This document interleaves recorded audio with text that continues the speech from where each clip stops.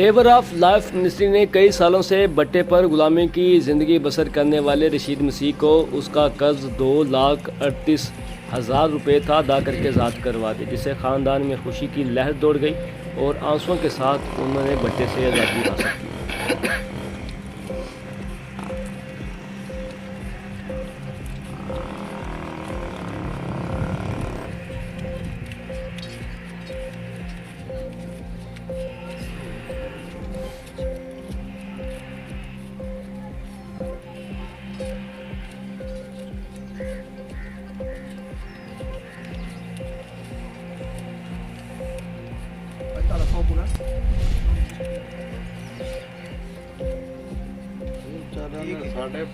हाँ जी पूरा भाजी दो ते ਆ ਬਚਪਨ ਹੀ ਗੁਜ਼ਰ ਗਿਆ ਨਾ ਬਿਲਕੁਲ। ਹਾਂਜੀ